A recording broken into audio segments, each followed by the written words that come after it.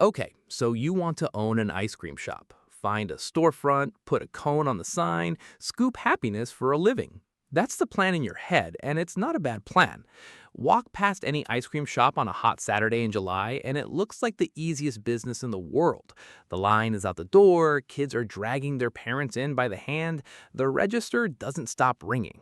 You watch that scene and you think, this place must be printing money. Everyone loves ice cream. More heat, more customers, more cash. Simple. Here's the problem. You are looking at maybe 12 weekends out of the entire year. The truth is that an ice cream shop is not really a dessert business. It is a 90-day business that happens to stay open the other 275 days too. And the moment you understand that, everything about how an ice cream shop makes money and how it quietly runs out of it starts to make sense. Let's start with what it actually costs to get in the door, because buy a freezer and a cone dispenser is not the whole story. There isn't one type of ice cream business. There are several, and each one is really a different bet wearing the same waffle cone. At the low end, you have the seasonal cart or ice cream truck, a mobile operation that can be running for $20,000 to $60,000, including the vehicle and a soft serve machine, and it lets you follow the customers instead of waiting for them.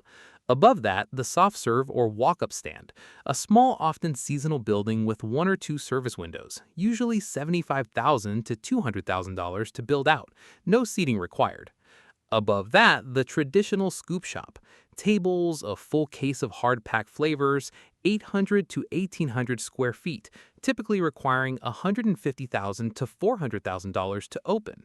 Then there's the artisanal or gelato boutique, smaller footprint, house-made batches, premium pricing, but specialized equipment like batch freezers and pasteurizers that can push the build-out past $250,000 even in a tiny space. And then the franchise route, a Cold Stone, a Baskin& Robbins, or regional chain where you're buying a known name, a supply chain, and a playbook for a franchise fee of $30,000 to $60,000 on top of a total investment that regularly lands between $200,000 and $500,000 once real estate, equipment, and opening inventory are included. Each of these is a different answer to the same underlying question. Are you selling volume at a low price to people walking by, or are you selling an experience people will drive across town for? That decision shapes every number that follows. Now, here's where the naive mental model breaks down. You think the expensive part is the ice cream. It isn't. The expensive part is refrigeration. A commercial walk-in freezer alone runs $8,000 to $25,000 installed. A dipping cabinet to hold your hard-packed flavors at serving temperature is another $5,000 to $15,000.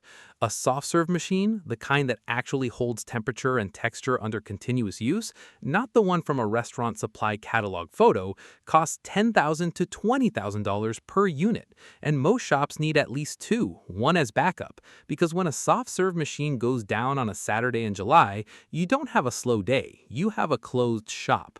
Add a 3-compartment sink, a hand sink, ventilation, and the health department required flooring and surfaces that can survive constant washing, a modest build-out easily runs $150,000 to $300,000 before a single scoop is sold. And then there's the part almost nobody budgets correctly: power.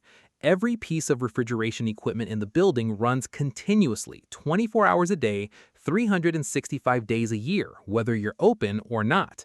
A single walk-in freezer alone can add $300 to $600 a month to a utility bill on its own.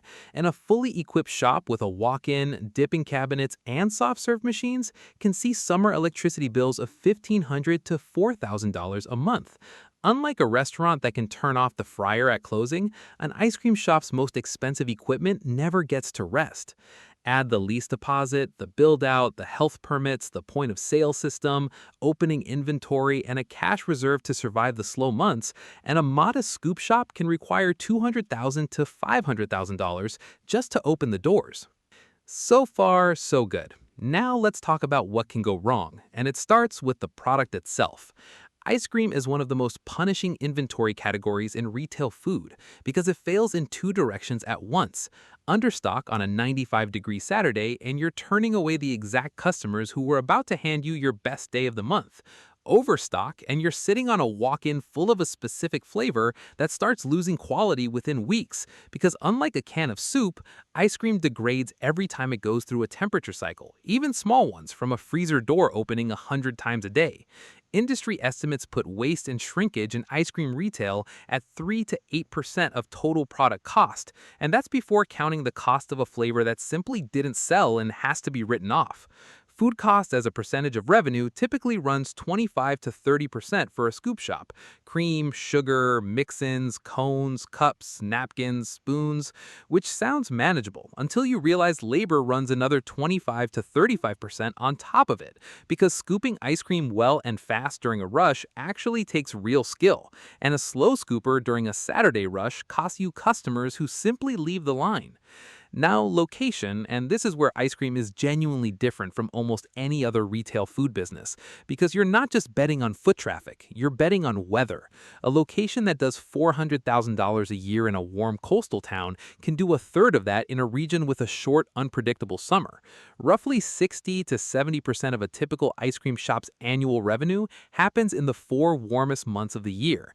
That's not a rough estimate of a busy season. That's most of the entire year's business compressed into 120 days. Every rainy Saturday in July isn't just a slow day. It's a chunk of your annual revenue that never happened and never comes back. This is the single most important idea in the entire ice cream business. Picture two versions of the exact same shop. Identical location, identical menu, identical prices.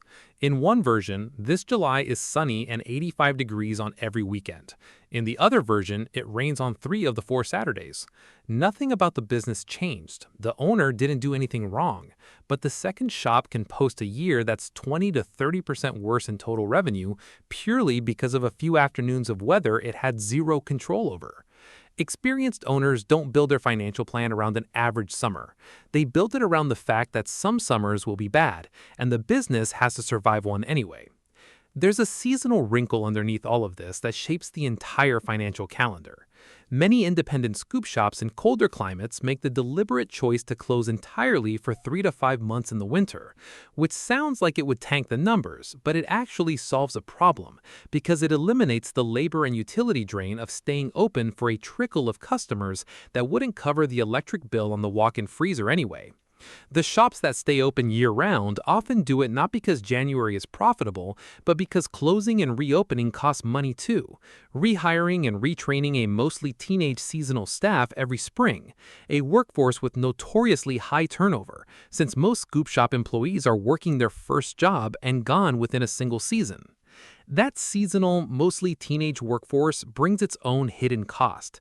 Turnover in food service overall averages well above 100% annually, and seasonal ice cream shops sit at the high end of that, meaning many owners are recruiting and training a meaningfully new staff every single spring, right before the exact 8-week stretch where a mistake at the register or a slow scooper costs the most. Now here's the structural choice: franchise or independent? A franchise buys you a known name, a proven supplier relationship for specialty ingredients that are genuinely hard to source independently, and a playbook for exactly this seasonality problem, since the corporate parent has already lived through 100 bad summers across 100 locations. That's valuable. It isn't free. A typical ice cream franchise agreement runs a royalty of 4 to 8% of gross revenue, plus 1 to 3% into a shared marketing fund on top of the upfront franchise fee. An independent owner keeps every dollar the shop generates, but also carries every ounce of the risk that a bad summer brings alone. Now, let's talk about whether a business this dependent on weather and a handful of summer weekends can actually survive at scale, because the honest answer is sometimes not. Friendly's, once one of the largest ice cream and restaurant chains in the country, with locations across the Northeast, filed for Chapter 11 bankruptcy in 2011 and again in 2020. The answer isn't that people stopped liking ice cream. The answer is structural. The company had expanded aggressively on debt, carrying real estate and lease obligations that didn't flex with a bad season the way a smaller independent shop could. And when a downturn hit at the same time debt payments came due, scale wasn't enough to save it. A shop with a line out the door in July can still be one bad winter, one bad lease, or one bad debt structure away from closing before the following summer even arrives. So, how does an ice cream shop actually make money in plain mechanical terms? The core engine is average ticket times daily transactions minus fixed costs, compressed into a season that has to cover the other 8 months too.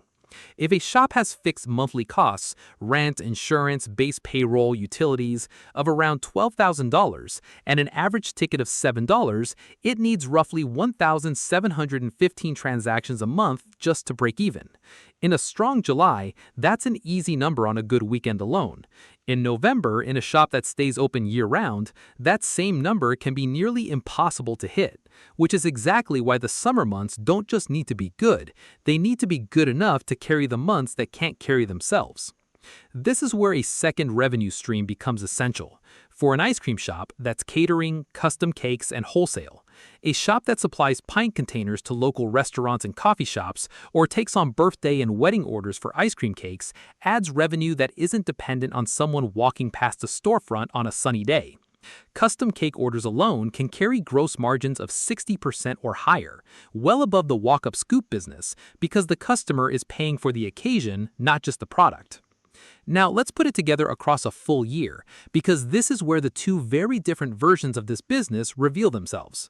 In the optimistic scenario, good weather, a location with the right foot traffic and income level nearby, a reasonable mix of catering and wholesale layered on top, a mid-size independent scoop shop can generate $300,000 to $700,000 a year in revenue, with a net margin of 10 to 15%, translating to owner take-home of $30,000 to $100,000 a year. Solid, seasonal, and highly dependent on the owner also handling the slow months well. In the realistic scenario, a wet July, a slower than expected summer, a competitor opening 2 blocks away with lower prices, and a spike in dairy and sugar costs that squeezes an already thin food cost margin, that same shop can slide from a healthy double-digit margin into break-even or a loss, in a business where there's no fourth quarter left to make it up. The parking lot can still look busy most sunny afternoons, and the business can still be losing money because 2 or 3 weeks of bad weather at the wrong time of the year did more damage than any single decision the owner made. So if you do decide to open an ice cream shop, remember the one thing that actually determines whether you survive. It was never really about how good your ice cream is. It's about how well your business can survive the weeks when nobody's buying any.